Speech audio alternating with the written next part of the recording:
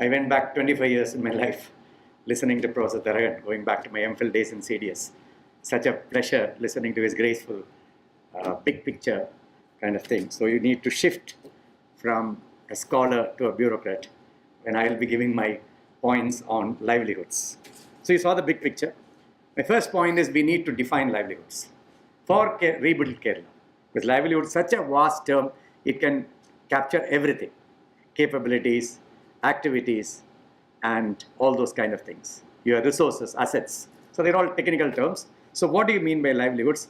In the context, for want of time, I cannot define it, but that is very, very important. And the geographies which got affected. We know it, but not the physical geography, little more the ecological kind of geography which got affected. Kuttanad, coastal areas, EFL, and all those kind of things we need to document. And the social groups. We thought it was Central Travancore which was most affected, but later I came to know tribals were worst affected, but nobody identified how badly they were affected, at least in parts of Wayanad and parts of Idukki. So SC, ST, fisher folk, and that who are staying in the landslide prone areas. So for livelihoods, this kind of preliminary mapping is required. And we see a immediate, short term, and medium term. Long term is, in the long run, we are all dead. So it's restoration of livelihoods, which I think is overdue. We have lost 100 days. Livelihood should be restored within 2 weeks or 3 weeks, as it was before, or at least an interim measure of welfare, as was suggested by Professor Tharagan. Then, of course, expansion, intensification, diversification, which are in the future, maybe 3 years, 5 years. Beyond 5 years is very difficult to plan livelihoods, except the capabilities part of livelihoods, which you can plan for generations. And the important point, need for deliberate inclusion by the state is very important. Otherwise, 80% of people who are affected will not get included automatically.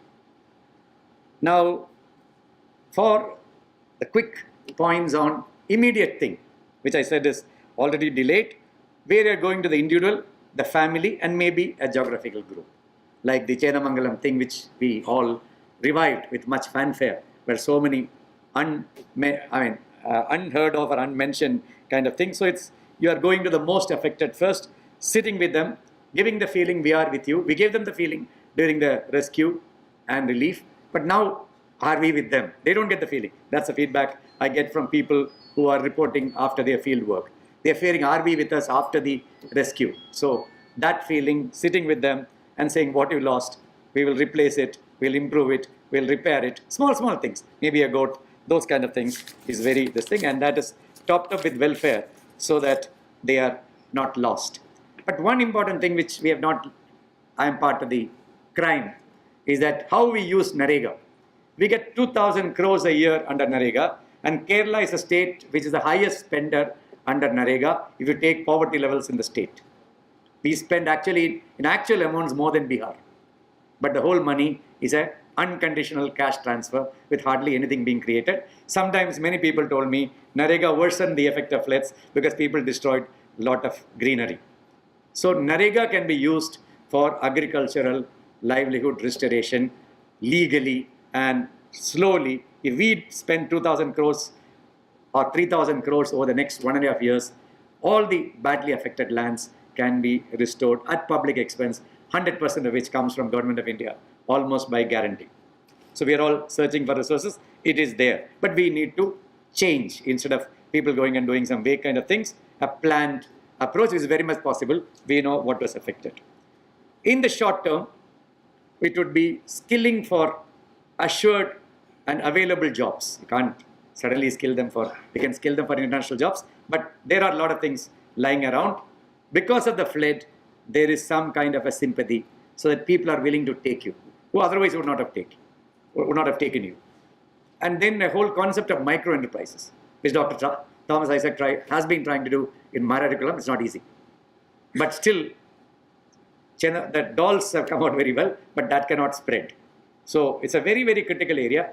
I've been doing this for years and I never succeeded in micro enterprises. Kudumbashree has also not succeeded in micro enterprises, barring very few. The mortality rate is unbelievably high. You'll have it as long as the subsidy loss, and it collapses right from the days I got into service with the IRDP. But a very interesting point which Dr. Tharagan made It's a very, very important point. He called it, from a cultural sense, interdependence. The channels of interdependence, the channels of local market, which in Kerala are huge, as we saw in the case of the dolls.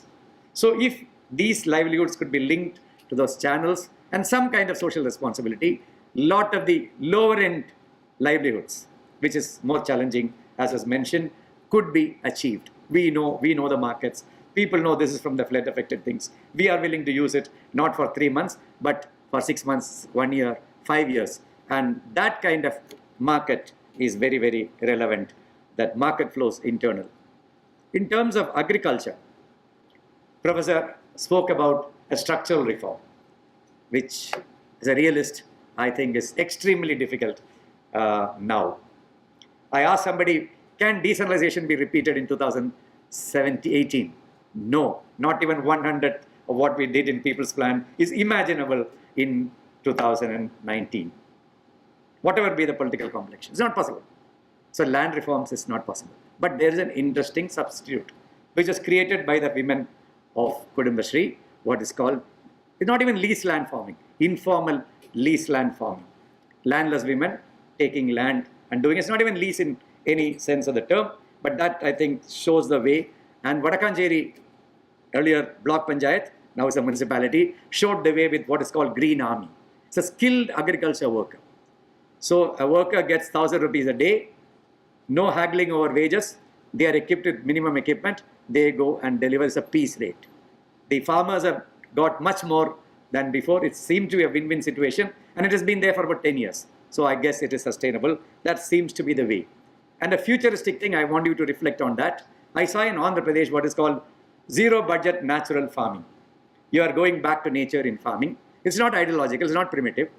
It has got solid, modern, ecological sense. In a sense, it is agroecology. If we can do that, because Kerala, nobody really depends on agriculture, barring about 10-15%. Whereas Andhra, everybody depends on agriculture. And they have been able to switch over it with huge advantages, commercial and ecological, and even your nutrition value. Probably we could look at that. Then, of course, in future, skills and education and all that, the whole capabilities, foundation for future livelihood, that is for the future. The approach to the whole thing, in my understanding, should be micro plans from below, after consulting with the people. I read an article in Kerala Vamadiva written by Dr. Ramangutti in a different context. He said this is an opportunity to reinvent participation. 10 lakh people who suffered will come and participate automatically. You don't have to have a campaign to bring them to a Gran Sabha. So get them in, discuss with them, and develop a micro plan from household upwards. 10 lakhs is not a big number, and about 600, 700 panchayats can continue to do. And panchayats need to be given a critical role.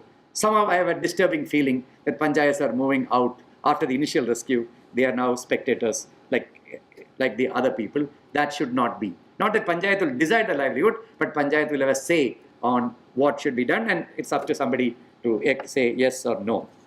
Then a caring and continuous handholding, particularly of the bottom, whatever, maybe 10%, 20%, 30%, depending on the area of people. There is a continuous handholding, which the self-help groups can do. And then your convergence of resources, which in Kerala, because of historic coalition politics, is extremely difficult. Convergence is next to impossible in Kerala. As Chief Secretary, I witnessed it. So it's not that easy. Unless people converge, livelihoods cannot emerge.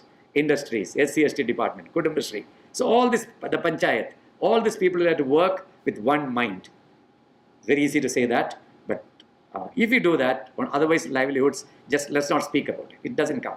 You can't deliver livelihoods sectorally in verticals. Then I told you, then what are the institutions for these livelihoods?